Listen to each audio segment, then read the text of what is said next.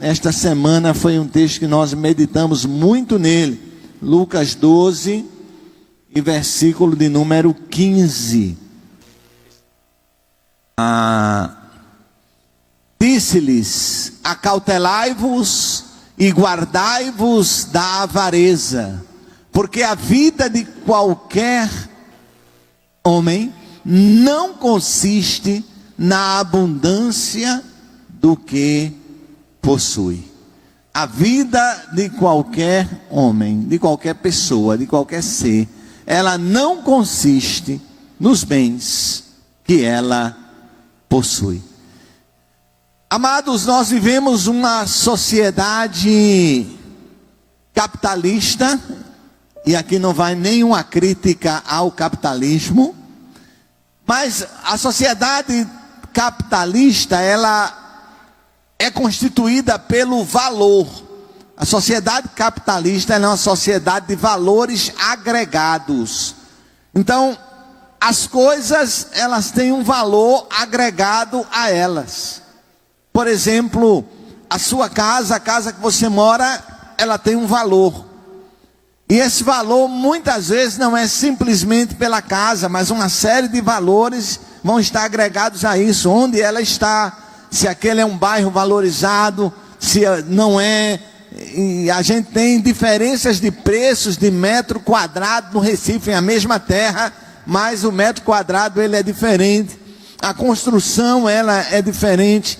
Então existem valores agregados, mas nós vivemos isso. E essa sociedade, ela tem nos levado a viver uma inversão muito grande de valores. E uma das maiores inversões de valores é atribuir valor a alguém por aquilo que a pessoa tem. E a nossa sociedade é muito assim. Ela julga muito pela aparência, ela julga muito pelo que você tem, por onde você mora, pelo carro, e aí se cria uma série de julgamentos. Mas a Bíblia Sagrada, ela traz para nós uma sabedoria do alto, dizendo que a nossa vida, a minha, a sua, a nossa vida, ela não consiste, ela não caracteriza-se pelos bens que ela possui. Às vezes é difícil tirar isso da cabeça da gente, porque a gente cresce ouvindo os pais dizerem: você precisa ter alguma coisa, você precisa construir o seu futuro. E construir o futuro, entenda, quando os pais dizem você precisa construir o seu futuro, o pai está pensando financeiramente, a mãe está pensando financeiramente. O grande cuidado do pai e da mãe é financeiro. Eu quero ver o meu filho bem na vida. E quando a gente diz, a gente está imaginando financeiramente. A Bíblia, ela está nos alertando de que não é os bens que definem alguém. Eu creio que há muitas pessoas felizes em não ter nada. Creio que há muitas pessoas felizes que têm muita coisa. Não há problema em ter. A Bíblia não condena o ter. O que a Bíblia condena é que a gente coloque o nosso coração no ter. E eu queria fazer uma alusão com você hoje. E a primeira pergunta que eu faço é: qual o valor de uma pessoa? Qual você acha que é o seu valor? Não é o valor que a sociedade lhe dá, mas qual você acha que é o seu valor? Talvez você ache que o seu valor é o valor que a sociedade lhe dá. Eu li uma história, André Mota, que nunca mais eu esqueci essa história. É a história de um pãozeiro, e numa época em que se entregava pão em casa, é uma data isso, né? Eu peguei ainda o pãozeiro, aquele homem que ia na padaria, comprava os pães, botava num balaio e saía pela rua gritando: olha o pão, e você não se dava o trabalho de ir na padaria. Ele arriava o balaio de pão assim na frente da sua casa, e você escolhia o pão, separava o pão e comprava daquele homem. Então ainda tinha o pãozeiro do bairro, ele era característico. Hoje essa figura foi extinta, Mas esse homem era o pãozeiro do bairro, e em algumas casas ele já saía da padaria com a encomenda certa. E tinha um homem que ele batia na casa, e ao mesmo tempo que ele batia a palma, ele gritava: não é ninguém não, é o pãozeiro. E em uma casa, a dona daquela casa achou estranho aquele homem sempre dizer aquilo: não é ninguém não, é o pãozeiro. E um dia ela ficou esperando. Quando ele colocou o pão, ela disse: moço, pãozeiro, eu queria falar com você. Porque toda vez que você coloca o pão, você grita: não é ninguém não, é o pãozeiro. Ele disse: olha, algum tempo atrás eu trabalhava num bairro muito rico, e eu batia palma. Quando eu batia palma, a patroa perguntava: quem é? E a empregada dizia: não é ninguém não, patroa, é o pãozeiro. Então eu aprendi isto. Que valor aquele homem estava se dando? Ele estava dando a ele o valor que a sociedade estava dando. Que valor você tem dado a você? É o valor que os outros te dão? Ou é o valor que Deus te dá? Qual o teu valor? A tua casa tem um valor, teu carro tem um valor, mas qual é o teu valor? Você sabe qual é o valor de uma obra de arte? O valor de uma obra de arte, ele é calculado levando-se em consideração alguns fatores.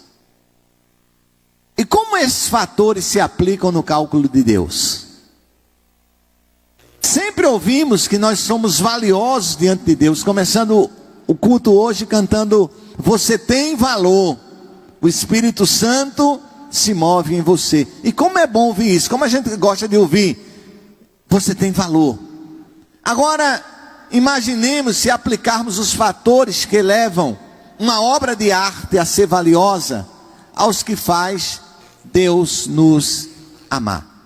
Será que nos sairemos bem? Em quantos fatores seremos melhores avaliados? Vamos fazer juntos essa avaliação? Olha, uma obra de arte, o primeiro valor que está agregado àquela obra de arte é quem fez.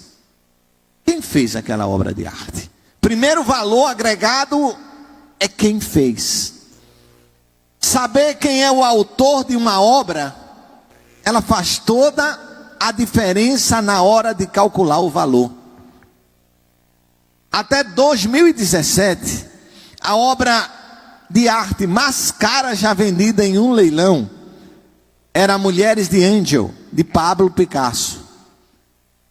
A obra, datada de 1955, é a que vem depois, não é essa? De 1955, ela foi arrematada por 179 milhões de dólares. Algo em torno de 897 milhões de reais. Em 2017, a obra de Pablo Picasso, ela perdeu o título de obra mais cara da história para uma obra de Leonardo da Vinci, o quadro Salvatore Mundi. Aí, coloca aí, esse quadro aí, ó. Salvatore Mundi. Essa pintura do artista italiano foi vendida por 450 milhões. Algo em torno de 2 bilhões de reais, considerando o real o dólar a 5 reais. Algo em torno, essa obra aqui. O que fez essa obra ter esse valor tão grande? Quem fez? O autor dessa obra foi Leonardo da Vinci. Então, esta obra tem esse valor porque quem fez? Um segundo critério que uma obra de arte tem valor é o critério da raridade. Quanto mais raro é um artefato, mais caro ele se torna. O que dizer de um relógio? De 30 milhões de dólares. 30 milhões de dólares. 150 milhões de reais. O relógio Marie Antoinette, o The Queen, ele está avaliado por esse valor. Esse relógio levou aproximadamente 48 anos para ser feito. O pai começou, o filho que terminou essa obra. E ele foi solicitado pela rainha francesa. Ela queria dar de presente a alguém muito especial para ela. Ela mandou confeccionar esse relógio. Quando o relógio ficou pronto, ela já havia sido condenada à guilhotina. Mas esse relógio é único no mundo. E a sua raridade está atribuído o seu valor. Uma obra de arte tem valor por quem fez. Uma obra de arte tem valor pela sua raridade. Uma obra de arte tem valor a quem pertenceu. Quanto você pagaria por um dente de uma pessoa? Você dizer, pastor, eu não pago nada. Né? Você já ouviu falar do Beatle John Lennon? E John Lennon extraiu um dente. E ele levou esse dente para casa. E aí ele sabia que a filha da sua empregada era fã dele. E ele foi e chegou para aquela empregada e disse, olha, leva aí meu dente para sua filha. Deu, sem nenhuma pretensão, acredito eu. Mas John Lennon morreu e tornou-se humanamente uma... E aquele dente, ele foi vendido por nada mais, nada menos do que 36.857 dólares. 150 mil reais. Um dente. Por que o dente? Olha, o meu eu pago para tirar, né? Eu pago para tirar. Mas era de John Lennon o dente. Então, a quem pertenceu? Acompanhe comigo. Uma obra de arte, ela tem valor por quem fez. Uma obra de arte, ela tem valor a sua raridade. E uma obra de arte tem valor a quem ela pertenceu. Mas uma obra de arte também tem valor por quem usou. Quem usou? Quanto você daria por uma luva que o pastor Jorge usou? Não daria nada. Né? Mas olha, tem uma luva que foi vendida por aproximadamente 420 mil dólares. Algo em torno de 1 milhão de reais. A quem pertenceu essa luva? Essa luva pertenceu a Michael Jackson. E a raridade ainda mais. Ele sempre usava luva, mas não era a luva branca. Dessa vez ele usou a luva preta. Ele só usou uma vez uma luva preta.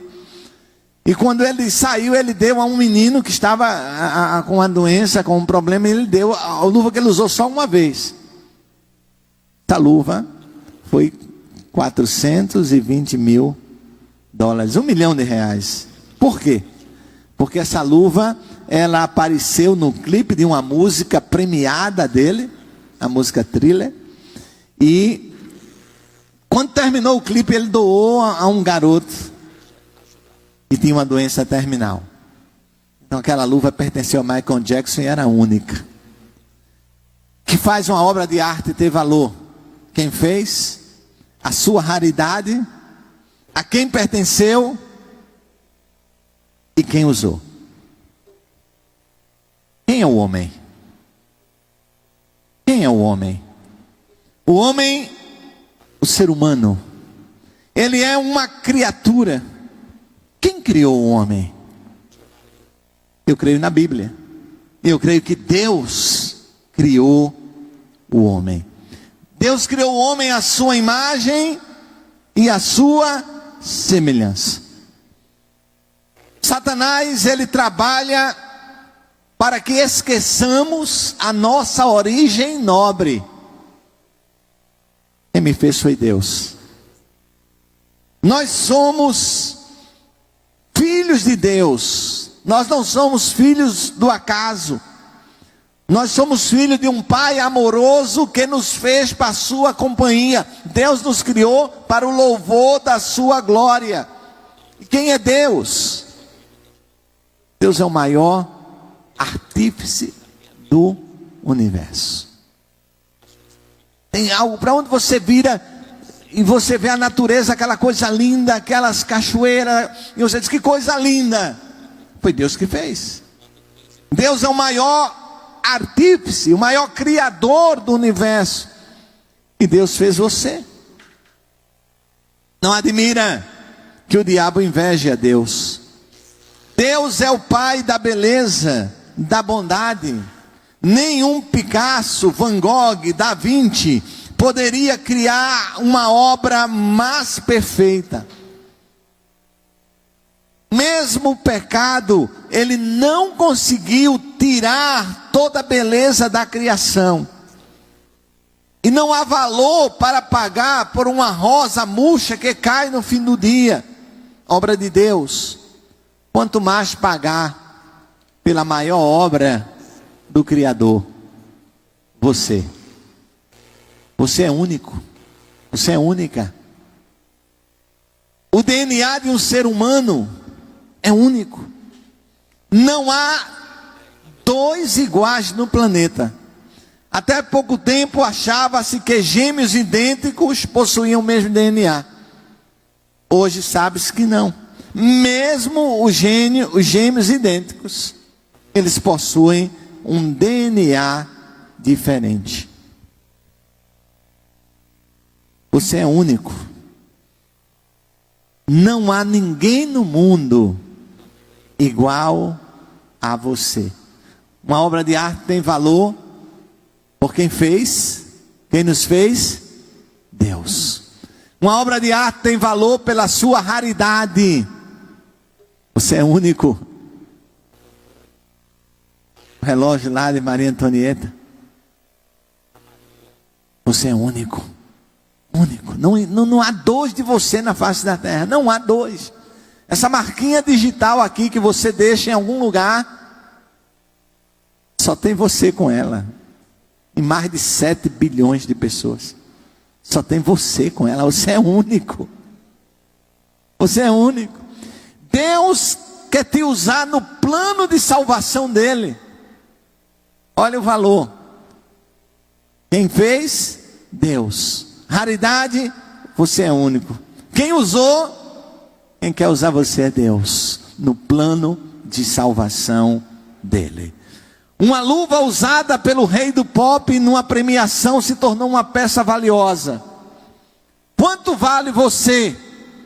Quanto você valerá se você deixar Deus usar você? Você é feitura do grande artista. Efésios 2:10 diz: porque somos criação de Deus, realizada em Cristo Jesus, para fazermos boas obras, as quais preparou antes para que nós a praticarmos.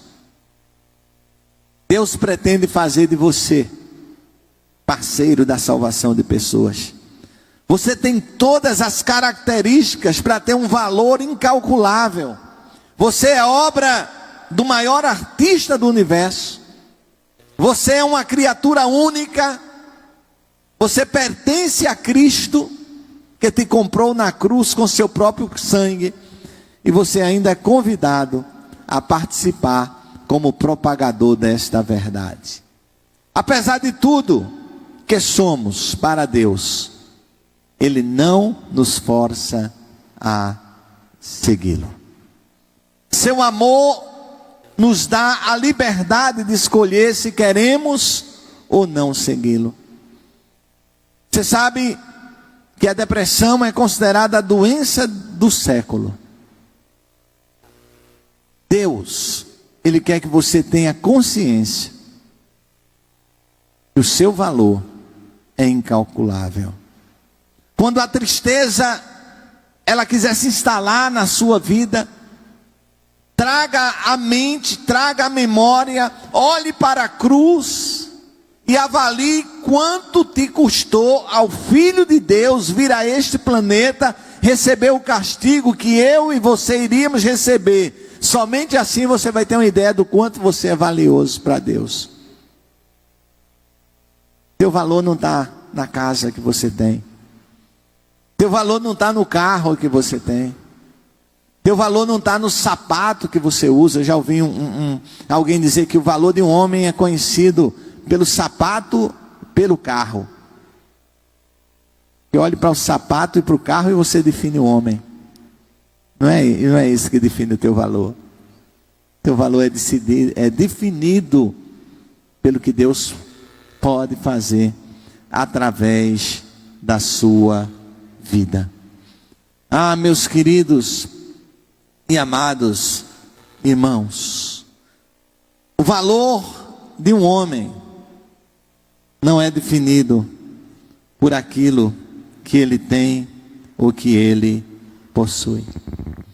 Era uma vez um grande violonista chamado Paganini. Alguns diziam que ele era muito estranho, outros que ele era sobrenatural. As notas mágicas que saíam do seu violino tinham um som diferente. Por isso ninguém queria perder a oportunidade de ver um espetáculo de Paganini. Numa certa noite, no palco de um auditório repleto de admiradores, esse auditório estava preparado para receber Paganini. A orquestra entrou e foi aplaudida. O maestro entrou e foi ovacionado. Mas quando a figura de Paganini surgiu, triunfante, aquele público delirou. Paganini coloca seu violino no ombro, e o que se assiste a seguir foi inacreditável, indescritível. Breves e semibreves, aí o pessoal da música, fusas e semicolcheias, pareciam ter asas e voar com o toque daqueles dedos encantadores. De repente, um som estranho interrompe o devaneio da plateia. Uma das cordas do violino de Paganini arrebenta. O maestro parou, a orquestra parou, o público parou, mas Paganini não parou. Olhando para a sua partitura, ele continua a tirar sons deliciosos de um violino com problema. O maestro e a orquestra, empolgados, voltam a tocar. Mal o público se acalmou e de repente um outro som perturbador derruba a atenção dos assistentes. Uma outra corda do violino de Paganini se rompe. O maestro parou de novo, a orquestra parou de novo, Paganini não parou. Como se nada tivesse acontecido, ele esqueceu as dificuldades e continuou tirando sons do impossível. O maestro e a orquestra, impressionados, voltam a tocar.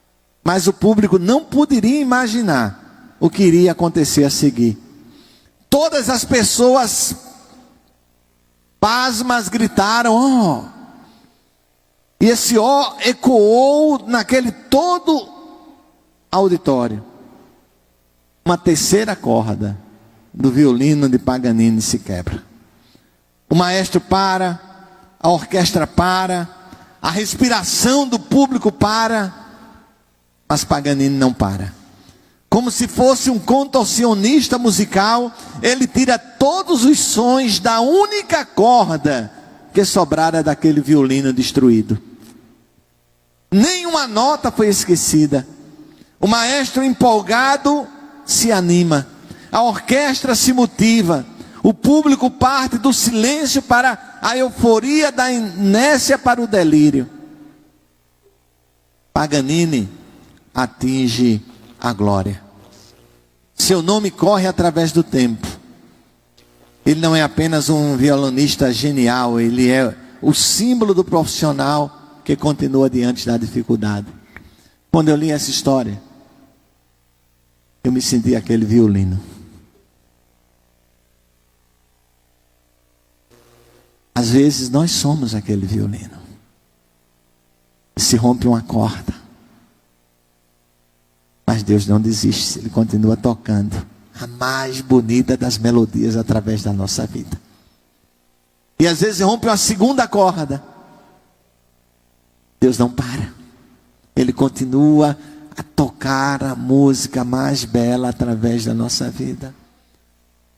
Rompe-se a terceira corda, todo mundo diz, acabou para aquela pessoa, está acabado para ela, não dá mais, não tem mais como conseguir, não tem mais como continuar. E Deus continua escrevendo a mais linda melodia através daquela vida.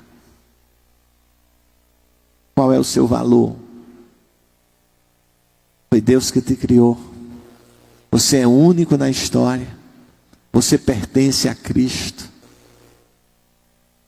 E Deus quer usar você neste mundo para mudar a história de muitas vidas através da sua vida. Você tem valor. Talvez na tua casa ninguém te dê valor. Talvez a sociedade não te dê valor. Eu queria dizer a você, em nome de Jesus, que o teu valor não está no que você possui. O teu valor não está no que você tem. O teu valor não está na tua conta bancária. O teu valor não está no emprego, não está no cargo que você ocupa.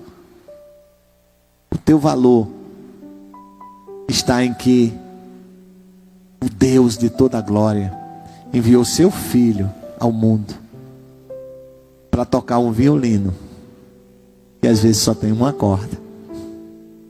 Para tocar um violino que ninguém mais queria tocar. Qualquer pessoa pararia na primeira corda. Mas não era qualquer pessoa que estava tocando aquele violino, era Paganini. Talvez qualquer um desistiria de você quando a primeira corda quebra, quando a primeira corda dá errado. Mas Deus, Ele continua tocando a história da tua vida. E Ele ainda pode tirar as mais belas notas, mesmo que só tenha uma corda. Mesmo que só tenha uma corda. Você tem valor. Você tem um valor que só Deus sabe, só Deus conhece o teu valor. Deus não te chamou pelo que você é.